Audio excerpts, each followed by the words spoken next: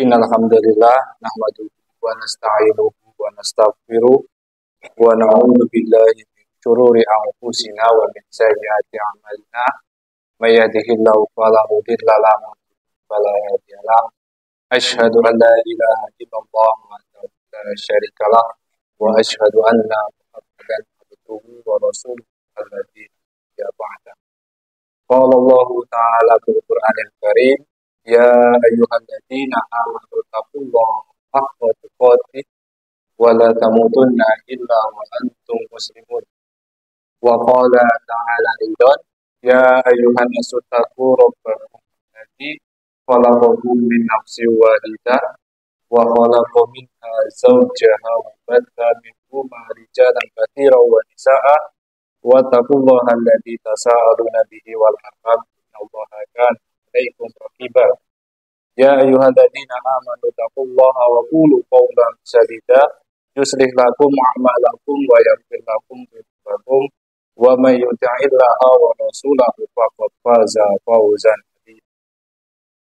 Bapak Ibu jamaah Masjid Darussalam ingkang kula hormati, pertama-tama sadèrèngipun kula bika kula ngagem bahasa Indonesia mawon di Bapak Ibu. Nggih, mboten saged bahasa Jawa. Nggih, sekalipun dari Jogja. Pertama-tama marilah kita panjatkan puji syukur kehadirat Allah Azza wa Jalla. Pada malam hari ini kita bisa berkumpul dan bermajelis kembali dalam kondisi sehat walafiat. Tak lupa salawat serta salam marilah tetap kita berikan kepada kita Nabi Muhammad Sallallahu Alaihi Wasallam. Semoga kita yang hadir di majelis malam Jumat menikah termasuk ke dalam umat Nabi Kanjeng Nabi ingkang mendapatkan syafaatul uzma ila yaumil qiyamah. Bapak Ibu jamaah Masjid Darussalam yang saya hormati, seperti yang disampaikan oleh Bapak MC, kula warga baru teng Dusun Pandes, Dusun Pandes, Desa Papahan, Karanganyar. Baru mungkin belum ada 1 tahun, manggen teng RT 5 dalamnya Pak Haji Sumarno.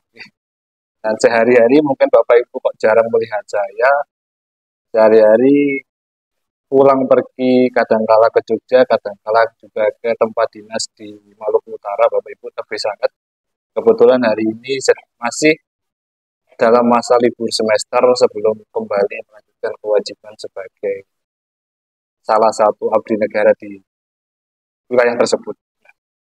Bapak Ibu yang saya hormati, pada malam hari ini materi yang akan saya sampaikan santai mawon, meskipun materi yang saya sampaikan adalah salah satu materi yang saya sampaikan di perkuliahan. Saya koneksikan dengan apa yang disampaikan oleh Bapak MC tadi, yang menyampaikan bahwasanya malam hari ini kita sudah memasuki, kalau tidak keliru atau tidak ada perbedaan pendapat, memasuki bulan baru, yaitu bulan Maulid, bulan Mulud. Orang Jawa menyebutnya bulan Mulud atau bulan Maulid. Di bulan sebelumnya, bulan Safar, dahulu masyarakat Arab jahiliyah sebelum mengenal Islam masih menganggap bulan kedua di kalender Hijriah, yaitu bulan Safar, adalah bulan yang isinya malapetaka, musibah. Nun sewu, mungkin masih ada yang percaya bahwasanya ketiban cecak menika, oke, nopo ngaten nggih. Nabrak kucing tengah dalan make apa ngaten-ngaten nggih. Mungkin apa semacam hal-hal semacam itu masih ada di atau kebawa ke masyarakat kita, dan itu awal mulanya Bapak Ibu, tahayul semacam itu awal mulanya memang dari yang saya ceritakan tadi, dari wilayah Arab sana. Sebelum dakwah Islam berkembang, orang mau pergi misalnya bersafar ke suatu daerah, tidak kemudian melihat kondisi alam terlebih dahulu. Jika ada burung, non sewu, saya sudah menulis artikel ini di, mungkin Bapak Ibu kalau ingin melihat sosmed saya, ada di YouTube, ada di Instagram, ada beberapa tulisan yang sudah saya tulis. Saya kesupen nama burungnya itu Bapak Ibu. Jadi kalau burung itu terbang ke kanan, itu pertanda baik orang untuk melaksanakan katakanlah pergi keluar kota, bangun rumah. Tapi kalau melihat di depan rumah ada burungnya terbang ke kiri, itu adalah tanda-tanda akan terjadi musibah. Entah itu ketabrak motor misalnya, ya, ketabrak mobil dan lain sebagainya. Dan takhayul-takhayul semacam itu, Bapak Ibu yang dirahmati Allah, itu benar adanya dan dipraktekkan dari Arab jahiliyah sampai saat ini. Dan saat ini pun masih kebiasaan-kebiasaan menggunakan atau percaya-percaya dengan takhayul dan ilmu sihir. Saya tidak menafikan dari tempat persebaran Islam di Arab sana sampai di Indonesia, orang-orang masih percaya dengan hal-hal takhayul dan termasuk ilmu-ilmu magic. Kenapa saya sampaikan materi ini, Bapak Ibu yang saya hormati? Kalau Bapak Ibu pernah dapat cerita, mungkin bisa sharing-sharing mawon malam hari ini Bapak Ibu. Mungkin ada yang pernah cerita anak saya atau mungkin saudara saya itu kok misalnya disuruh-suruh ngeyel tuh kenapa ya Mas ya? Atau misalnya setelah pulang dari merantau di Kalimantan, pulang merantau di Sulawesi, merantau di Papua katakanlah ngaten, anak saya tiba-tiba kakinya tidak bisa bergerak, itu kenapa nggih Mas? Nah, hal-hal semacam ini Bapak Ibu, memang kita tidak bisa menafikan ada ilmu lain di luar ilmu yang kita pelajari sehari-hari. Misalnya kita di sekolah belajar fisika, kimia, biologi, di luar sana orang pun juga belajar ilmu, tapi lebih kita kenal dengan namanya ilmu hitam. Orang misalnya, mohon maaf Bapak Ibu pernah nonton di televisi katakanlah, kok tiba-tiba di dalam tubuh seorang manusia ada paku katakanlah ngaten nggih. Padahal sehari-hari tidak pernah makan paku, makannya cuma nasi, kok bisa ada paku dan lain sebagainya. Itulah yang akan saya sampaikan malam hari ini Bapak Ibu, bahwasanya kita harus mewaspadai, jangankan mungkin Bapak Ibu, kan di Jawa kan aman-aman saja Mas, katakanlah ngaten. Tapi tidak menutup kemungkinan Bapak Ibu, di masyarakat kita, orang-orang yang masih suka menggunakan magic-magic semacam itu, menggunakan ilmu hitam, cari, nopo nggih istilahnya, teng makam, cari wangsit atau apapun itu istilahnya, di masyarakat kita masih banyak. Jangankan ke timur, Bapak Ibu, jangankan ke wilayah Indonesia Timur, di wilayah kita sendiri, di tanah Jawa ini, saya sering ketemu, kalau saya ziarah keliling-keliling makam, ada yang menawarkan, Mas, ini batu giyok ini bisa melindungi Mas dari ilmu-ilmu hitam nanti kalau di perantauan. Apa batu giyok? Saya pernah ditawari Bapak Ibu, ditawari pohon buah kelapa, pernah ditawarin apa macam-macam. Mungkin beliaunya tidak tahu kalau saya sendiri ini dosen. Jadi ditawari macam-macam. Ditawari kembang Wijaya Kusuma. Nanti ini kalau pecah Mas, itu berarti tandanya ilmu hitamnya sudah apa istilahnya, mungkin sudah tidak mempan lagi dan sebagainya. Hal-hal semacam itu Bapak Ibu masih dipraktikkan di masyarakat kita. Maka pada kesempatan malam hari ini, secara singkat akan saya jelaskan dalam kitab yang berjudul Matan Al-Fulasofil Aqidah. Jadi Bapak Ibu, ketika Bapak Ibu belajar di sekolah dulu, bukan bermaksud saya menggurui, pasti Bapak Ibu akan diajari rukun iman, rukun Islam. Nah, kita rukun iman kepada 1, 2, 3, 4, 5, 6, dan sebagainya. Nah, dalam materi rukun iman itu akan saya jelaskan salah satu submateri yang perlu kita menjadi bahan introspeksi diri adalah mewaspadai terhadap ilmu sihir. Ya, di sini disebutkan dalam kitab ini ada banyak Bapak Ibu. Ada ria, ada kemudian pengobatan, ruqyah yang sering kita dengar. Ruqyah itu boleh atau tidak, Thomas? Atau kemudian ria itu boleh atau tidak, Thomas? Kok katanya ada yang membolehkan ya ria ya. Jadi ada perbedaan pendapat. Itu tidak akan kita bahas pada malam hari ini. Namun secara singkat saya sampaikan yang tadi saya sampaikan di awal.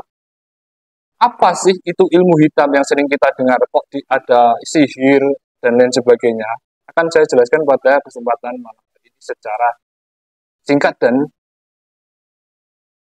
secepat-cepatnya. Sebentar.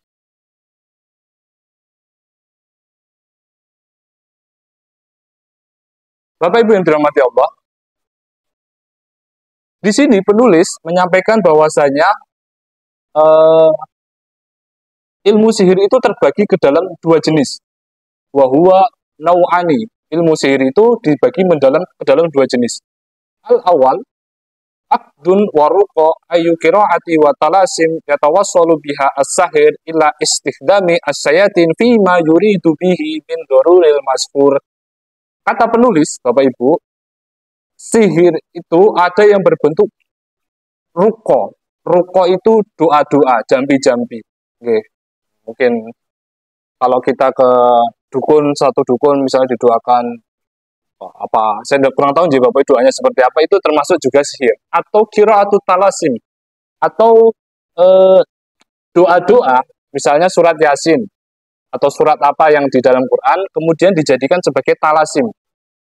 Talasim itu seperti ini Bapak Ibu. Kalau Bapak Ibu pernah ketemu orang yang di dalam dompetnya, di dalam bukunya katakanlah, kemudian dia menggambar pocong, katakanlah atau dia menggambar makhluk, tidak makhluk apa, mungkin makhluk gendruwo dan sebagainya, namun gambarnya itu menggunakan ayat-ayat Al-Quran seperti surat Yasin, ayat kursi yang dirangkai kemudian dibentuk seperti pocong, dibentuk seperti apa, dibentuk seperti gendruwo dan sebagainya, itu namanya talasim. Ya tawassalu biha as-sahir, yang digunakan sebagai apa Bapak Ibu? Sebagai perantara sihir untuk menyihir. Di situ disebutkan oleh penulis menggunakan perantara setan yang fungsinya untuk apa? Untuk doruril masur, membuat yang disihir itu menderita. Dengan perantara itu tadi, misalnya saya itu tidak suka dengan Pak Fulan, nah, maka saya akan membuat talasim, membuat gambar pocong yang saya rangkai dengan ayat kursi. Nah, menggunakan itu nanti akan menjadi perantara setan, misalnya mengirimkan, misalnya nun sewu, aku ke dalam tubuh kita, kirimkan misalnya rumah kita seolah-olah tidak nyaman untuk dihuni. Saya sambung sedikit Bapak Ibu. Kenapa saya bahas ini?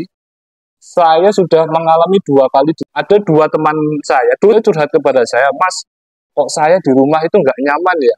Jadi beliaunya ini pernah tinggal di kosan saya, tempat tinggal saya. Nah, tempat kepada saya, Mas, saya itu kok tidak nyaman ya? Rumah itu rasanya panas dan sebagainya. Saya bilang ke beliau, Pak, coba diruqyah. Ruqyahnya sederhana, baca surat An-Nas atau Al-Falaq, kemudian depannya kasih air diminum. Kenapa saya sampaikan itu Bapak Ibu? Karena di sini penulis memberikan contoh ruqyah secara sederhana. Kalau misalnya Bapak Ibu merasa tidak nyaman, tiba-tiba kemudian rumahnya panas, atau menurut saya mohon maaf, di sini disebutkan juga melihat istrinya atau melihat orang lain tiba-tiba benci sebenci-bencinya, itu bisa jadi kita terkena sihir. Kenapa saya sampaikan ini? Akan saya jelaskan berikutnya Bapak Ibu. Tadi sihir jenis pertama. Asani, jenis yang kedua, ada yang namanya sihir itu adwiyah, sejenis obat-obatan. Wa aqaqir tu'athiru fi badanil maskur. Ada jenis sihir yang berbentuk obat-obatan. Misalnya Bapak Ibu meminum obat-obat kimia, obat-obat apa herbal dan sebagainya dengan tujuan untuk sembuh, itu bisa dikatakan sebagai sihir juga. Tujuannya apa? Untuk apa ya? Memulihkan atau merusak, bisa memulihkan, bisa merusak tubuh. Wa aqlihi, bisa merusak akalnya, wa iradatihi, kendalinya, fatajiduhu yansarifu wa yamilu. Nah, di sini Bapak Ibu ada sihir yang bisa membuat kita suka kepada orang. Misalnya anak muda Bapak Ibu yang jatuh hati sama lawan jenis, tapi lawan jenisnya tidak suka. Itu kan ada misalnya cinta ditolak, dukun bertindak. Nah, itu ada memang filosofi, ya bukan filosofi, sebutan semacam itu sebenarnya ada di masyarakat. Kalau misalnya cewek itu tidak suka dengan kita, dukun bertindak. Itu apa? Jenis sihirnya apa? Di sini penulis menyebutkan jenis sihirnya namanya as-sorfu atau sorok. Jenis sihir sorok. Nah, kebalikannya Bapak Ibu, kalau misalnya apa, saya itu benci sama orang lain, ada sihir yang namanya sihir atof. Kalau tadi lawan katanya untuk apa, melet orang lain, kalau ini untuk membenci orang lain, namanya sihir atof. Dan itu namanya wamin huti wala wahiyya yajibul mar'a ila zawjaha wal absa. Wa madhab ahlu sunnah wal jamaah, Bapak Ibu, di mazhab ahlu sunnah wal jamaah, termasuk kita ini, analisikri hakiko. Kita meyakini bahwasanya sihir itu, ilmu hitam itu benar adanya. Kenapa? Wa yumridu wa yaktul. Gara-gara orang kena sihir, bisa tiba-tiba, ada cerita, waktu saya ngisi di Jogja, Bapak Ibu, ada jamaah tiba-tiba mendatangi saya, Mas, anak saya ini pulang dari dinas di Papua itu mohon maaf, memang saya juga bukan, ilmu saya juga tidak tinggi, beliau curhat, anak saya itu tubuhnya terasa seperti terbakar. Jadi pulang itu naik pesawat Bapak Ibu, tubuhnya kayak diikat apa tali-tali kayak mumi nih loh. Nah, jadi supaya meredam agar tubuhnya itu tidak kepanasan. Jadi masih muda, akhirnya tidak tahu ada masalah di kantor atau bagaimana, pulang itu akhirnya dipakaikan kursi roda, apa namanya, tidak tahu nanti penyembuhannya gimana, jadi otomatis dia mundur. Itu ada salah satu cerita, tapi saya tidak, bukan bermaksud saya menakut-nakuti ya Bapak Ibu. Nah, jadi itu ada bisa membuat orang sakit, bisa membuat orang meninggal dunia. Wa minhu wa mujarid takhyil faqat. Namun di antara sihir yang tadi itu ada juga sihir bohongan, Bapak Ibu. Kalau Bapak Ibu misalnya dulu suka nonton Uya-Kuya, misalnya Uya-Kuya yang tatap mata saya, katakanlah tiba-tiba blek gitu, nah, atau tatap mata saya, lihat kertas ini, terus tiba-tiba terbakar. Nah, itu namanya sihir khayalan. Beliau, penulis ini menyebutkan, ada sihir yang asli, yang tadi saya sebut, ngirim paku, rumahnya, masuk di rumah rasanya kepanasan. Terus yang sihir kedua adalah sihir khayalan. Beliau mengambil contoh kisahnya Nabi Musa. Kita tahu Bapak Ibu, Nabi Musa kan melawan penyihirnya Fir'aun kan. Nah, waktu itu pandangannya kita seolah-olah melihat tongkatnya penyihirnya Nabi Musa itu seperti ular besar. Nah, itulah contoh dari sihir khayalan. Fayukhayyilu linadori annahu dakhalan. Seolah-olah kita itu masuk ke dalam api neraka. Ketika dinyalakan api itu bus, tiba-tiba hilang ingatan dan sebagainya. Au daraba nafsahu, gara-gara kita kena sihir tadi, misalnya 1 2 3 tidur, bisa atau 1 2 3 nanti kamu cerita apa ya. Nah, dengan itu nanti orang bisa mengiris tangannya sendiri, bisa memukul orang lain, wa nahwi dzalika dan lain sebagainya. Wa yadilu lidzalika qauluhu ta'ala wa ta'allamuna minhu yufarriquna bihi bainal mar'i wa zawji. Ini beliau mengambil dasar landasannya dari Quran surat Al-Baqarah ayat 102. Wa Nabi sallallahu alaihi wasallam, nah beliau mengambil contoh lagi penulisnya bahwasanya Nabi Muhammad sallallahu alaihi wasallam as-sihru hatta innahu la yukhayyilu ilaihi innahu fa'ala syai'in wa huwa lam yaf'alhu. Beliau mengambil contoh bahwasanya Nabi Muhammad sallallahu alaihi wasallam beliau sendiri pernah kena sihir. Ya. Jadi waktu itu seolah-olah ketika beliau disihir oleh seorang Yahudi, bukhulnya itu Bapak Ibu, bukhul itu perantara, jadi nun sewu.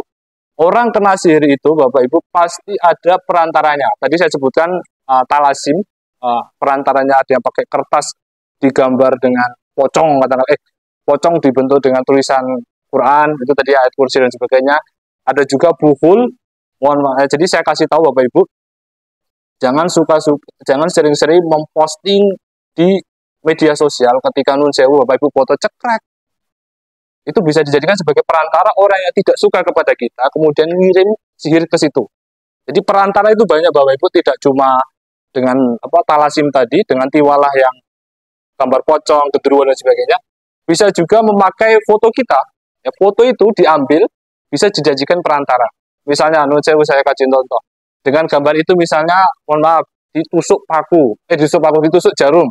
Crok. Seolah-olah wajahnya sakit. Nah, kalau dia ingin sembuh, supaya wajahnya itu tidak keluar darah, katakanlah, atau merasa kesakitan, maka bukhul itu, gambar itu harus ditemukan. Jadi polisi di Arab sana, Bapak Ibu, ketika merazia para tukang sihir itu. Jadi tukang sihir di Arab itu, Bapak Ibu, jangan dikira kemudian tukang sihir seperti di Indonesia, hitam-hitam, pakai tongkat, pakai menyan. Oh, kalau di Arab beda lagi, sudah seperti syekh, sudah seperti ustadz-ustadz pada umumnya. Tampilannya pakai surban, jubah, dan sebagainya. Mereka juga main yang namanya main sihir. Jadi bukhul itu Bapak Ibu, supaya tidak ditangkap polisi syariahnya Saudi, tadi kayak foto, kemudian gambar-gambar tadi dibuang di tengah laut. Sampai-sampai saya lihat di YouTube itu, polisi syariah di Arab itu sampai terjun ke dasar laut untuk ngambil bukhulnya yang orang kena sihir tadi. Nah, ini baginda Nabi, saya kembali ke sini lagi. Baginda Nabi kena sihir bagaimana? Jadi baginda Nabi waktu itu sedang sisiran. Jadi orang Yahudi yang ahli sihir tadi, kemudian mengambil beberapa helai rambutnya baginda Nabi, kemudian itulah yang dijadikan perantara menyihir Nabi atau bukhul. Seolah-olah baginda Nabi uh, sudah atau sedang berhubungan dengan istrinya, padahal baginda Nabi tidak melakukannya. Itu sihir yang dialami oleh baginda Nabi. Lakin, akan tetapi, la yugdaru sahir ala qalbil a'yan fa inna hadal la yaqdiru alaihi Allah azza wa jalla wa la yaqdiru ala qalbil hajar dahaban. Nah, penulis menyebutkan dalam kitab yang saya baca ini, Bapak Ibu, tidak usah takut kalau ketemu para penyihir. Kenapa saya sebutkan ini? Nanti ada poin-poin kenapa kita harus berani menghadapi penyihir. Bukan ilmunya dhuwur loh. Itu punya majelis loh, disebut Syekh Papahan Al-Karanganyari misalnya kata. Karena punya umat, punya jamaah, saya tidak berani melawan dia. Oh, jangan. Kita pede Bapak Ibu. Ketika menghadapi orang-orang semacam itu, yang pertama kita harus pegang kuat-kuat, yaitu tadi, sekalipun kita tidak mondok di pesantren, sekalipun kita bukan dosen, kita bukan ahli agama, kuat, kita yakin dulu. Itu buhul itu, ilmu itu tidak akan masuk kalau kita sudah yakin dulu. Tapi kalau sudah pikiran sudah kosong, pikiran kemana-mana, nah itu akan lebih memudahkan buhul itu masuk ke dalam kita, dikirim entah kita nanti sakit apa. Di sini disebutkan oleh penulis, kalau memang benar penyihir itu ilmunya punya ilmu yang lebih kayak tadi ya, disebutkan di sini. Kalau memang benar, sudah tentu para penyihir itu jadi orang paling kaya sedunia. Disebutkan di sini. Kenapa? Kalau dia benar punya ilmu yang benar itu tadi, harusnya dia bisa merubah batu menjadi emas. Tapi pada prakteknya, kalau misalnya Bapak Ibu misalnya ikut teman kemana, itu Mbah Kiai itu bisa, katakanlah saya kasih contoh, saya tidak sebut nama, Mbah Kiai itu misalnya bisa memberikan uang ratusan juta, kayak apa Dimas Kanjeng nih, Bapak gitu ya. Nah itu kan, itu kalau dia benar-benar punya ilmu, tentu dia pasti sudah jadi orang kaya. Tapi itu uangnya itu kan bisa jadi merupakan nunun sewu, bisa jadi mungkin hanya khayalan yang awalnya mungkin daun berubah jadi uang dan sebagainya. Jadi pokoknya kita harus yakin dulu ilmu sihir itu bisa dilawan. Itu kesimpulan dari paragraf pertama.